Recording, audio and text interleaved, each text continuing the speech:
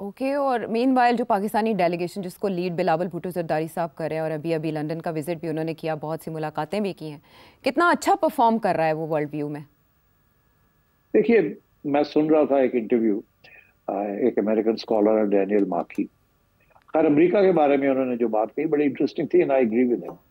वो ये उनसे पूछा गया ये सवाल कि इंडियन डेलीगेशन और पाकिस्तानी डेलीगेशन जो है ये कितनी इफेक्टिव है ये इंडिया अमेरिका में जब आई।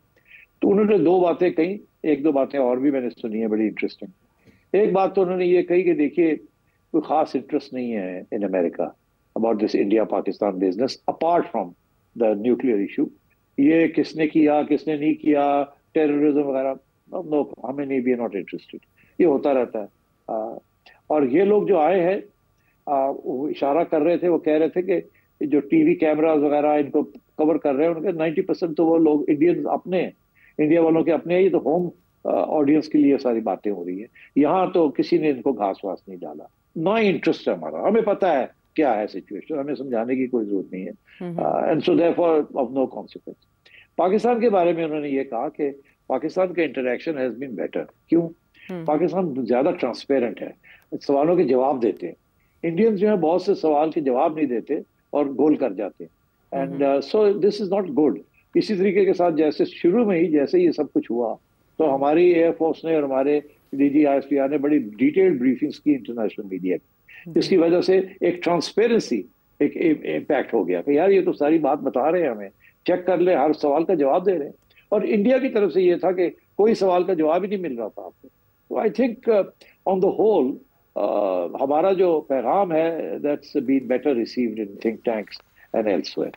फिर ये भी कि बहुत से जो अमेरिका के अंदर जो इंटरेक्शंस हुए हैं, ये शशि थरूर वगैरह, इनकी जो प्राइड है, ये प्राइड में इन्होंने कहा जी आप हमारी एम्बेसी आए, यहाँ आए, हम आपसे बात करेंगे। हमारे लोग तो उठ के चले गए, थिंक टैंक चले गए, वहां चले गए, वहां चले गए। इन्होंने कहा जी हमारे पास आए, आप बुलाया, दावत दी। और आजकल मतलब वो एरोगेंसी है ना ये कि यू कम टू अस। अरे भाई, you have gone there to talk to people and explain things to them, तो आप उनको कह रहे हैं आप इधर आए। ये इंडिया नहीं है कि आप सारी मीडिया को वहां बुला ले और सारे भागे भागे आएंगे। You have gone there to explain your point of view, so you go to their office, you go to their think tank and so on. तो मेरा ख्याल है कि इस किस्म के इश्यूज भी हैं। इंडियन एरोगेंस जो है, specially in a place like Washington, जो कि बहुत ही एरोगेंट है, वो तो समझते हैं we rule the world.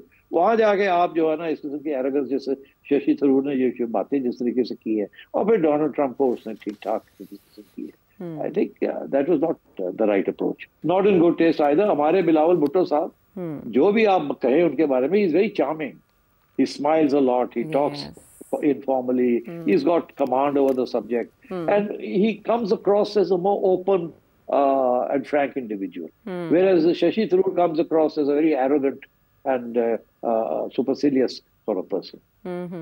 Bilawal काफ़ी कॉन्फिडेंट भी दिखाई देते हैं, इसीलिए पाकिस्तान में प्रिडिक्ट किया जा रहा है कि उनको अगले वज़ीर आज़म के तौर पर तैयार किया जा रहा है, इसीलिए इस तौहीद की जिम्मेदारियों ने सौंपी गई हैं। जब बात हो रही है बिलावल भुट्टो जरदारी के आर्मी चीफ की, तो वज़ीर आज़म को भी याद कर लेते हैं। वज़ीर आज़म एक रोज़ा दौरे पर मुत्तहिदा अरब अमारात में मौजूद हैं और बताया जा रहा है कि उनके डेलीगेशन में हमारे नायब वज़ीर आज़म इसहाक डार साहब भी हैं, फील्ड मार्शल भी उनके हमरा हैं, जिन्होंने इसके बाद अमेरिका जाना है। मीनवाइल वॉशिंगटन पोस्ट की ये रिपोर्ट कि इसराइल किसी भी वक्त ईरान पर हमला कर सकता है और जवाब में ईरान निशाना बना सकता है अमेरिका के अड्डों को। तो ये विजिट वज़ीर आज़म का UAE का और आर्मी चीफ का विजिट अमेरिका का कितना अहम है मुमकिन हमले के तनाजुर में? देखिए, ये खतरा तो अब नजर आ रहा है, क्योंकि कुछ जैसे कहते हैं ना, डॉट्स हमें नजर आने शुरू हो गए। तो अगर डॉट्स को आप लिंक करें तो लगता है ऐसे है कि इसराइल जो है अब तैयारी पे है, पूरी तैयारी पे है। और ऐसे भी लगता है कि शायद अमेरिका ने उनको ग्रीन लाइट अगर नहीं दी तो रेड लाइट बंद होके एम्बर लाइट पे आ गए। अब वो कैसे? विद इसीलिए I think it's important to discuss this issue. पहले इतना सीरियस मामला नहीं था, पहले ये 6th राउंड ऑफ टॉक्स हो रही थी, होने जा रही है between Iran and America in Oman, मगर अभी वो हुई नहीं। मगर उससे पहले कंप्लीट डेडलॉक है इन द 5 टॉक्स। अमेरिका कह रहा है कि आप बिल्कुल बंद करें अपनी इन्रिचमेंट, और आपने 60% तक इन्रिचमेंट कर ली है, और थोड़ी सी और होगी तो आप तो 8-9 बम भी बना लेंगे, and we have to stop you now. और ईरान ये कह रहा है कि नो क्वेश्चन ऑफ इट, हमारा पीसफुल न्यूक्लियर यूज का हक है, and you need to talk to us. And America कह रहा है आप बंद करें, नहीं तो हम ये करेंगे। तो और अभी रिसेंटली जो धमकियां दी हैं डोनाल्ड ट्रंप ने और इसराइल ने, जिसकी वजह से अब ईरान ने वापस धमकी दे दी है कि आप करना चाहें तो कर ले, अटैक करनी है तो कर ले। दो बातें, एक तो हम अपना न्यूक्लियर प्रोग्राम जो है, स्पेशली जो एनरिचमेंट प्रोग्राम है, जो सेंट्रीफ्यूजेस जो हैं, उनको उठा के ऐसी जगह पे ले जाएंगे जहां आप पहुंच भी नहीं सकेंगे। It will be underground and far away from your, you will not be able to see it. हम करेंगे ये। दूसरा ये कि then if you do this we will attack American military bases in the Middle East, और हम करेंगे and we are ready to do that. तो मतलब है कि आप बिल्कुल ये वो एज तक पहुंच रहा है सारा कुछ। देखिए दूसरा जो डॉट है वो बड़ा इंपॉर्टेंट है, वो ये है कि इंटरनेशनल एटॉमिक एनर्जी कमीशन जो है, जो कि वॉचडॉग है न्यूक्लियर सारी चीजों की, उनकी तरफ से एक बयान आ गया है। वो कहते हैं कि एक वोट लिया हमने, उनके 35 मेंबर्स हैं, वो कहते हैं हमने एक वोट लिया जिसमें से 19 जो थे दे वोटेड कि आप डिक्लेयर करें कि ईरान ने वायलेट किया है वो जो 2015 में जो ट्रीटी हुई थी, डील हुई थी, उसके जो शिक थे उसको वायलेट किया है, जो कि डोनाल्ड ट्रंप ने वैसे भी उसको सस्पेंड कर दिया था।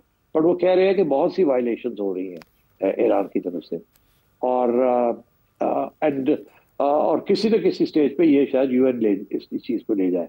दिस इज वेरी सिग्निफिकेंट कि उन्होंने एटॉमिक एनर्जी कमीशन वालों ने कह दिया कि ईरान जो है हमें इंस्पेक्शन ठीक नहीं करने दे रहा, और हमारा ख्याल है कि they are making going ahead with enrichment. तो ये दूसरा, पहली दफा ये इस किस्म का सख्त बयान आया है। ऐसा सख्त बयान पहले नहीं आया। और वो कह रहे हैं कि जो पिछले 20 साल में जो ईरान ने वादे किए थे वो उन्होंने तोड़ दिए। ये पहली दफा ऐसी बात कर रहे हैं। दिस इज वेरी सिग्निफिकेंट कि एक इंटरनेशनल एजेंसी जो है वो भी अब तैयार हो गई है टू कंडेम ईरान।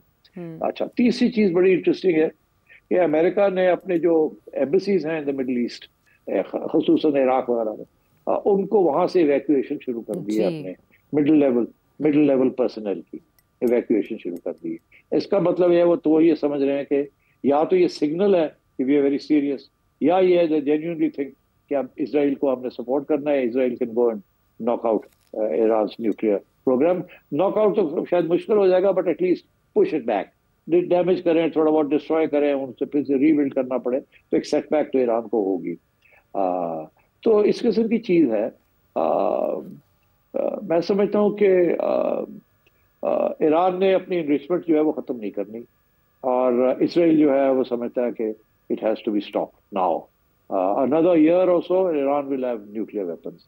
तो आई थिंक टाइम ये बड़ा क्रिटिकल आ गया है। या तो ये टॉक्स अगली 6th राउंड जो है वो कामयाब हो, they come to some understanding, but अगर वो नहीं होगा तो मैं समझता हूँ कि Israel will launch an attack on Iran nuclear facilities.